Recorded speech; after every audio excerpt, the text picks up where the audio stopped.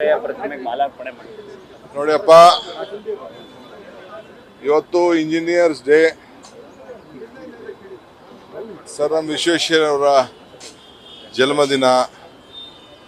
ಭಾಳ ಸಂತೋಷದಿಂದ ನಾನು ಈ ಇಲಾಖೆಯಲ್ಲಿ ಎಲ್ಲ GBL ಇರ್ಬೋದು, ಇರಿಗೇಷನ್ ಡಿಪಾರ್ಟ್ಮೆಂಟು ಇದ್ದೀನಿ. ಹಿಂದೆ ಕೂಡ ಅರ್ಬನ್ ಡೆವಲಪ್ಮೆಂಟಲ್ಲೂ ಕೂಡ ಎಲ್ಲ ಇಂಜಿನಿಯರ್ಸ್ ಜೊತೆ ಕೆಲಸ ಮಾಡಿದ್ದೀನಿ. ಪವರ್ ಡಿಪಾರ್ಟ್ಮೆಂಟಿಂದ ಕೂಡ ಇಂಜಿನಿಯರ್ಸ್ ಜೊತೆ ಕೆಲಸ ಮಾಡಿದ್ದೀನಿ, ಎಲೆಕ್ಟ್ರಿಕಲ್ ಇಂಜಿನಿಯರ್ಸ್ ಜೊತೆ. ಹಿಂದೆ ವಾಟರ್ ರಿಸೋರ್ಸ್ ಇದ್ದಾಗೂ ಇಂಜಿನಿಯರ್ ಜೊತೆ ಕೆಲಸ ಮಾಡಿದ್ದೀನಿ. ಇವರೆಲ್ಲ ದೇಶನ ಕಟ್ಟಿರೋರು, ನೇಷನ್ ಬಿಲ್ಡರ್ಸ್ ಇವರೆಲ್ಲ. ನಮ್ಮಪ್ಪನೂ ನಾನು ಇಂಜಿನಿಯರ್ ಮಾಡಬೇಕು ಅಂತಿದ್ರು, ಸೊ ನಾನು ಓದಲಿಲ್ಲ.